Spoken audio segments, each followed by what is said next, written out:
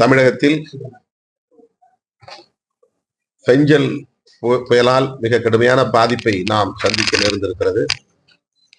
குறிப்பாக விழுப்புரம் மாவட்டம் இதனால் கடுமையான பாதிப்புக்குள்ளாகி இருக்கிறது. 10க்கும் மேற்பட்டவர்கள் உயிரிழந்திருக்கிறார்கள். ஏராளமான கால்நடைகள்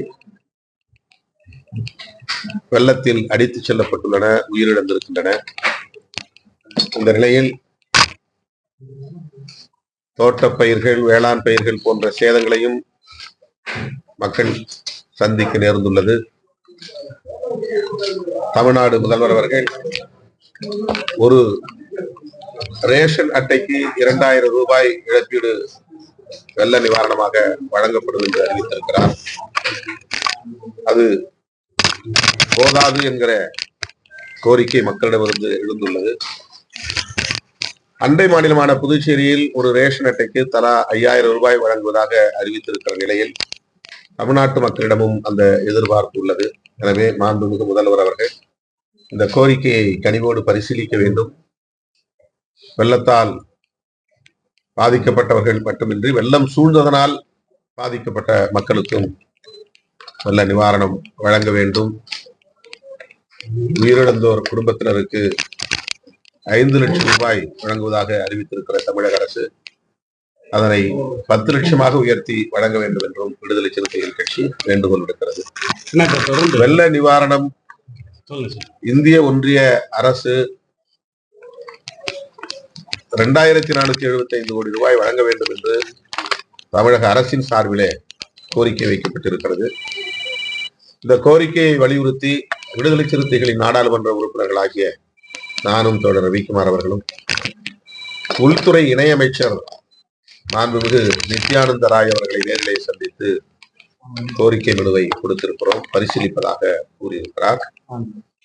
வெள்ள நிவாரண பணிகளை இராணுவ நடவடிக்கை என்ற அடிப்படையில், போர்க்கால நடவடிக்கை என்கிற அடிப்படையில் தமிழ்நாடு அரசு தீவிரமாக மேற்கொண்டு வருவது ஆறுதல் அளிக்கிறது. அதே போல இப்ப ஆதவர்ஜன் இடைத்தேர்தல் வரும்போது அரசியல் கட்சிகள் தீவிரமா அமைச்சர்கள் உள்ள வச்சு களம் காண்றாங்க. தேர்தல் வெற்றிக்காக இந்த மாதிரி பேரிடர் காலங்கள் வரும்போது அதை கண்டுக்கிறதே இல்லை அப்படின்னு சொல்லி ஒரு கருத்து சொல்லியிருக்காரு.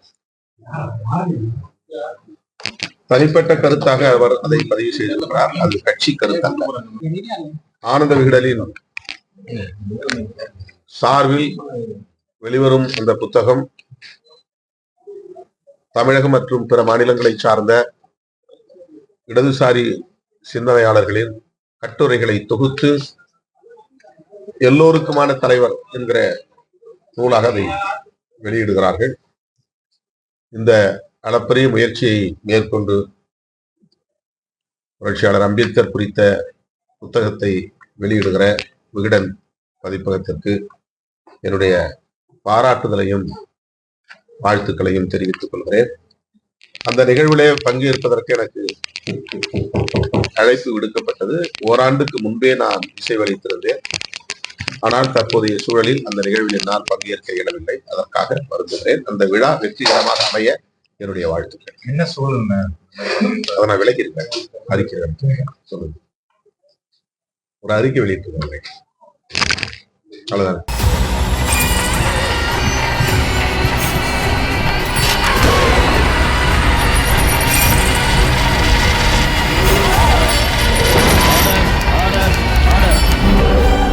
குற்றங்களின் மறுபரிமாணம் நிகழ்தகவு நமது நியூஸ் தமிழ் தொலைக்காட்சியில் விரைவில்.